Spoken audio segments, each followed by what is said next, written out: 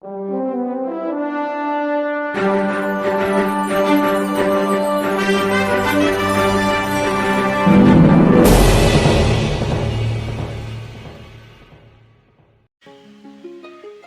எடுப்பது பற்றி சினிமா மேதை அகிரா குரோசாவாவின் குறிப்புகள்.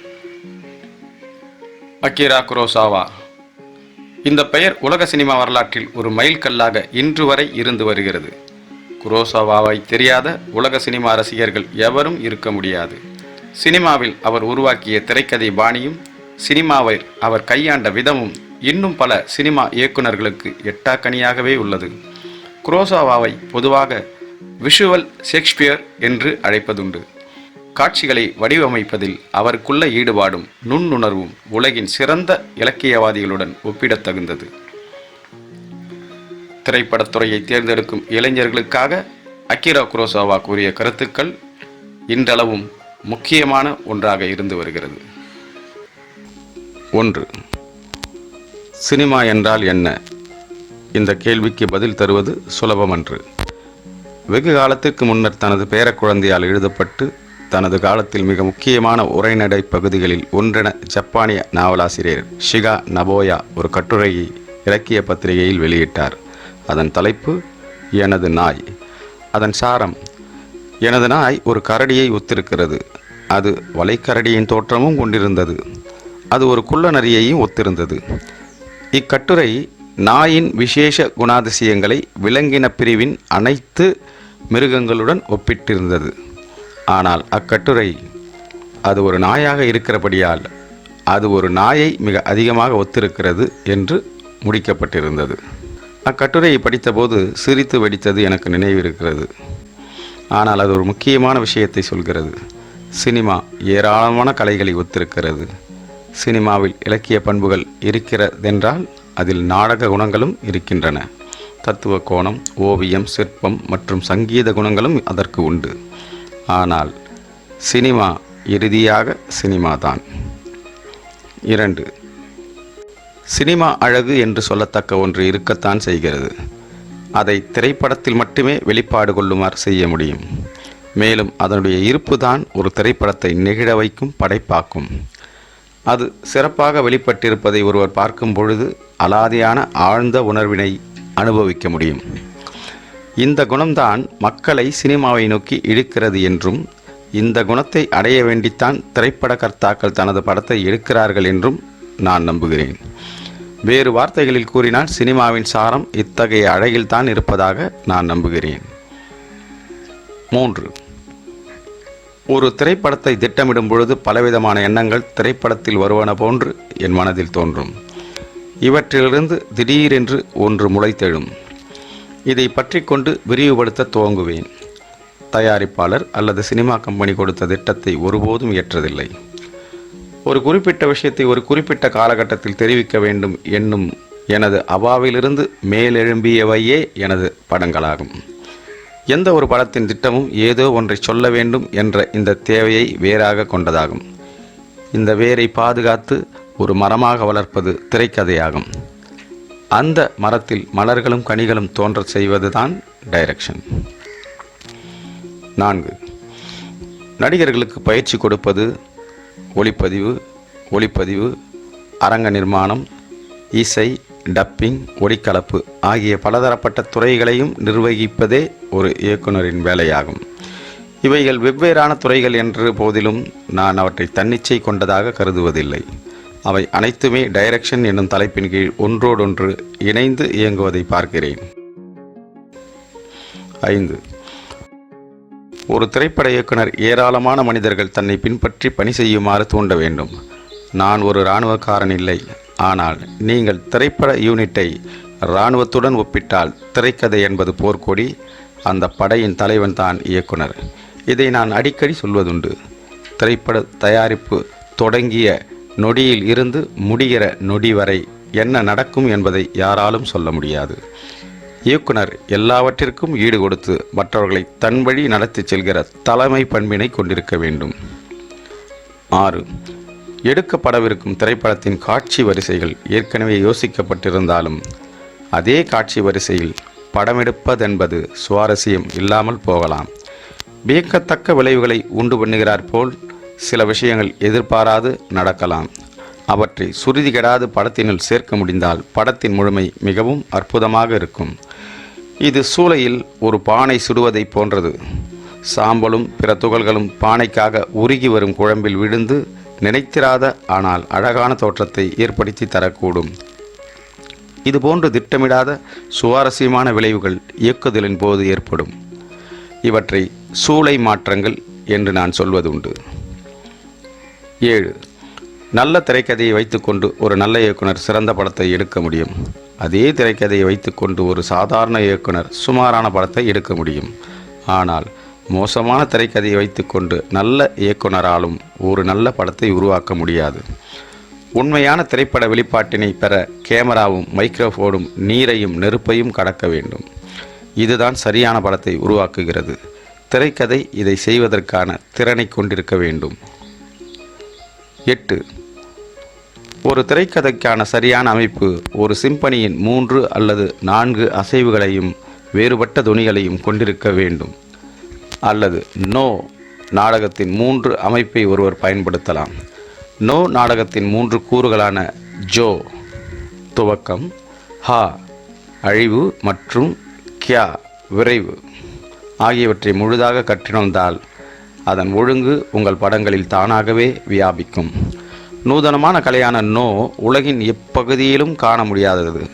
அதனை காப்பியடிக்கும் ஒரு படைப்பை ஒரு உயிரற்ற மலராக எண்ணுகிறேன். ஆனால் சுலபமாக இன்றைய மக்களால் புரிந்து கொள்ளக்கூடியதாக திரைக்கதையில் சிம்பனி அமைப்பு இருப்பதாக நினைக்கிறேன். 9.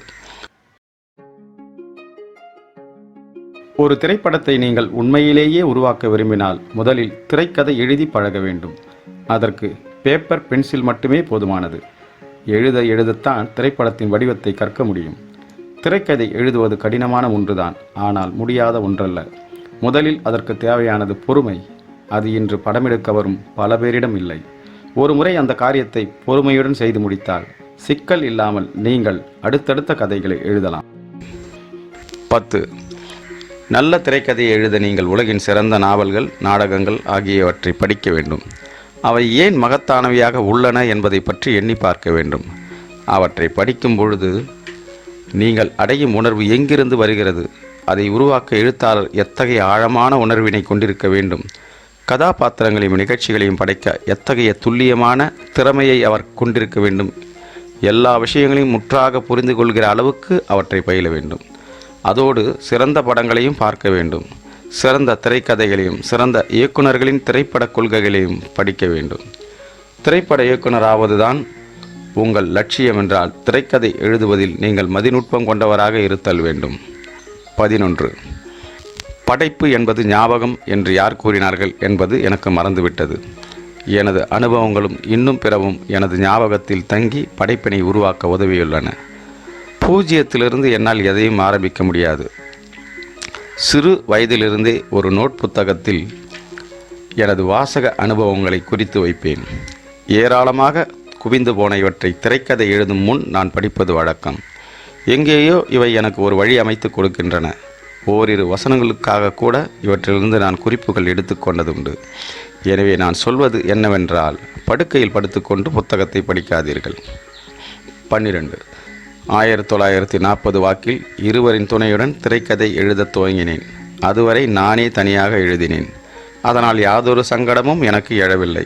ஆனால் தனியாக அமர்ந்து எழுதும்போது ஏற்படக்கூடிய அபாயம் என்னவெனில், உங்களது ஆய்வு ஒரு மனிதனை பற்றி ஒருதலை பட்சமாக இருக்கக்கூடும். வேறு 2 மனிதர்களுடன் அமர்ந்து எழுதும்போது அவனை பற்றி 3 விதமான கருத்துக்கள் எழுப்பப்பட்டு அவற்றில் நீங்கள் ஒத்துக்கொள்ளாதது குறித்து விவாதிக்க முடியும். மேலும் இயக்குனர் தனக்கு சுலபமாக வரக்கூடிய பாணியில் கதாநாயகனையும் கதையையும் படைத்து விடுவார். ஆனால் 2 பேருடன் சேர்ந்து எழுதும்போது இந்த அபாயத்தை தடுக்க முடியும். 13. சிறந்த திரைக்கதைகள் வெகு குறைவான விவரணைகள் கொண்டிருப்பதை நீங்கள் குறிப்பாக கவனிக்க வேண்டும். விவரமான பகுதிகளுக்கு மேலும் விளக்கங்கள் தருவது ஆபத்தில் போய் முடியும். கதாபாத்திரத்தின் ஒரு குறிப்பிட்ட மனோநிலையை விளக்குவது எளிது. ஆனால் அதனை நுட்பமான செயல்களுடனும் வசனங்களுடனும் விவரிப்பது கடினம். அதே சமயம் அது இயலாத ஒன்றல்ல. பெரும் நாடகங்கள் மட்டுமன்றி நன்கு புனையப்பட்ட துப்பறியும் நாவல் வாசிப்பும் இதனை பெருமளவு கற்றுக் கொடுக்கும். 14. நடிகர்களின் ஒப்பனை அறையில் நான் ஒத்திகைகளை துவக்குகிறேன். முதலில் வசனங்களை திரும்பச் சொல்லுமாறு பணித்து மெல்ல வேலைகளை ஆரம்பிப்பேன்.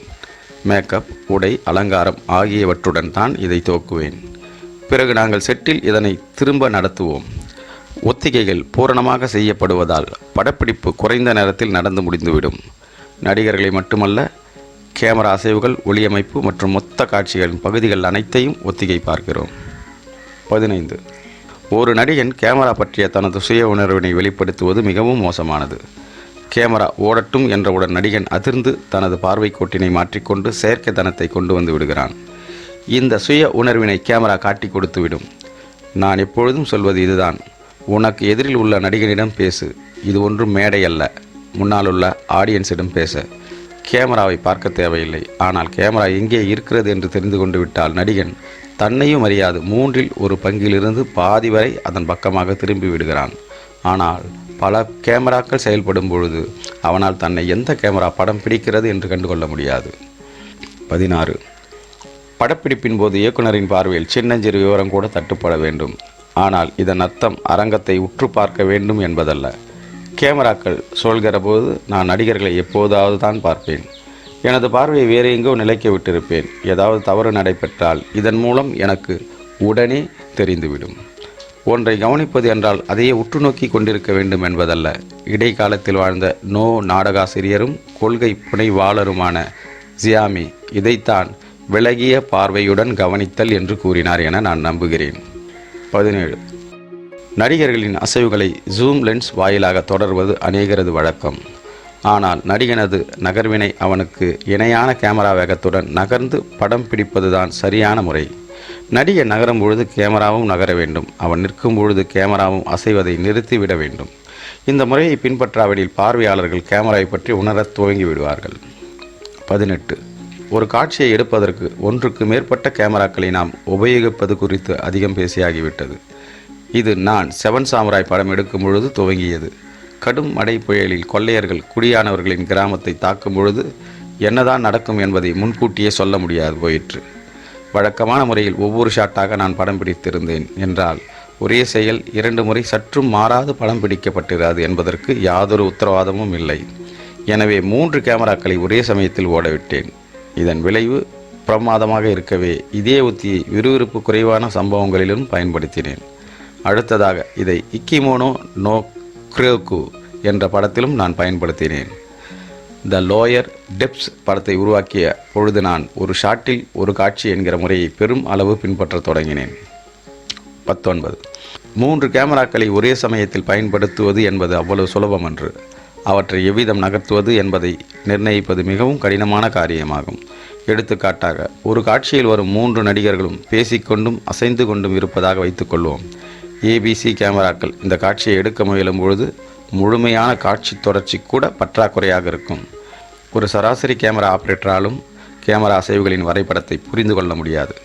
ஜப்பானில் உள்ள ஒளிப்பதிவாளர்கள் இதை புரிந்து கொள்ளக்கூடியவர்கள் நகாய் அசாகசு மற்றும் சைட்டோ டகாவோ இருவரும் தான் என்று நினைக்கிறேன். 3 கேமராக்கள் வைக்கப்பட்டிருக்கும் நிலைகள் ஒவ்வொரு ஷாட்டின் ஆரம்பத்திலிருந்து முடிவு வரை மாறுபட்டிருப்பதுடன் நில்லாது இடையிலும் பல்வேறு மாற்றங்களை கொண்டிருக்கும். பொதுவாக நான் ஏ கேமராவை வழக்கமான நிலைகளில் வைத்துவிட்டு பி கேமராவை விரைவான முக்கியமான ஷாட்டுகளுக்கு பயன்படுத்துவேன். சி கேமராவை ஒரு குரில்லா யூனிட்டை போல் பயன்படுத்துவேன். 20. ஒளியை நிர்மாணம் செய்கிற டெக்னீஷியன்களின் பணி மிகவும் படைப்புத்திறன் வாய்ந்ததாகும். உண்மையிலேயே ஒரு திறமையான ஒளி அமைப்பாளர் தனக்கென ஒரு திட்டம் வைத்திருந்தாலும் கூட அதனை கேமராமேன் மற்றும் இயக்குனர் ஆகியோருடன் விவாதிப்பது அவசியமானது. அவருக்கென்று திட்டம் ஏதும் இல்லாத பட்சத்தில் அவருடைய வேலை ஃப்ரேம் முழுவதையும் ஒளிப்படுத்துவது என்பதாக நின்றுவிடும். உதாரணமாக, வண்ணப்படத்திற்காக தற்போது கடைபிடிக்கப்பட்டு வரும் ஒளி அமைப்பு தவறானது என்று நான் நினைக்கிறேன். நான் எப்பொழுதும் சொல்வது என்னவென்றால், வண்ணங்கள் பலமாக இருந்தாலும் இல்லாவிட்டாலும் ஒளி அமைப்பு கருப்பு வெள்ளை படத்திற்கு இருப்பதை போல் அமைத்தால்தான் நிழல்கள் பொருத்தமாக வெளிவரும். 21. கேமராவில் இடம்பெறாது போய்விடினும் அரங்கம் மற்றும் அதை சார்ந்த பொருட்களுக்கான அசல் தன்மையை வலியுறுத்துபவன் என்ற குற்றச்சாட்டிற்கு நான் ஆளாகியுள்ளேன். உண்மையில் நான் வேண்டாவிடினும் இதனை எனது குழுவினர் செய்து விடுகின்றனர். முதலாக அசலான தன்மையுடைய அரங்கங்கள் மற்றும் அவற்றிற்கான பொருட்கள் ஆகியவற்றை தனது படங்களில் கோரிய ஜப்பானிய இயக்குனர் மிசேகுசி கெஞ்சி படங்களில் வரும் அரங்கங்கள் உண்மையிலேயே உயர்தரமானவை. அவரிடமிருந்து திரைப்படம் எடுப்பது பற்றி நிறைய கற்றுக்கொண்டேன். அரங்கம் அமைப்பது அதில் மிக முக்கியமானது. அரங்கத்தின் தரம் நடிகரின் நடிப்பு திறனை மிகவும் பாதிக்கிறது. ஒரு வீட்டின் திட்டம் மற்றும் அறைகளின் அமைப்பு ஆகியன சரியாக அமைந்துவிட்டால் நடிகர்கள் அவற்றில் இயல்பாக நகர்வார்கள். நான் ஒரு நடிகனிடம் இந்த அறை வீட்டின் பிற அறைகளுடன் எவ்வாறு சம்பந்தப்பட்டிருக்கிறது என்று நினைக்காதே என்று கூறினால் அவனால் இயற்கையாக நடிக்க முடியாது. இதன் காரணமாக அரங்கத்தை தத்ரூபமாக உருவாக்கி விடுகிறேன். அது படப்பிடிப்பை கட்டுப்படுத்துகிறது, அசல் தன்மையை உருவாக்கி தருகிறது. 22. ஒரு படத்தை இயக்கத் தொடங்குகிற கணம் முதல் நான் இசை மற்றும் ஒளியமைப்பை பற்றி சிந்திக்க தொடங்கி விடுவேன். எனக்கு எந்த விதமான ஒளி வேண்டும் என்பதை படப்பிடிப்பிற்கு முன்னரே முடிவு செய்து விடுகிறேன். 7 சாமுராய், யோஜிம்போ போன்ற சில படங்களுக்கு ஒவ்வொரு பிரதான கதாபாத்திரம் அல்லது சில குறிப்பிட்ட கதாபாத்திரங்கள் ஆகியவற்றிற்காக நான் தனித்தனியாக அடிப்படையான இசையை பயன்படுத்தியது உண்டு. 23. ஹயசாகா ஃபியூமியோ எனது படங்களுக்கு இசை அமைப்பாளராக பணியாற்ற தொடங்கியவுடன் திரை இசை பற்றி எனது கருத்து மாறிவிட்டது. அதுநாள் வரை திரை இசை பக்கவாதிய இசையாகத்தான் இருந்தது. சோகமான காட்சிக்கு சோகமான இசை என்பதாக. இவ்விதமாகத்தான் பலரும் இசையை அழுத்தமின்றி உபயோகிக்கிறார்கள். ட்ரங்கன் ஏஞ்சல் படத்திலிருந்து முக்கியமான காட்சிகளுக்கு மெல்லிய இசையைத்தான் உபயோகித்துள்ளேன். அப்படத்தில் வழக்கத்திற்கு அப்பாற்பட்ட முறையில் இசையை பயன்படுத்தியுள்ளேன்.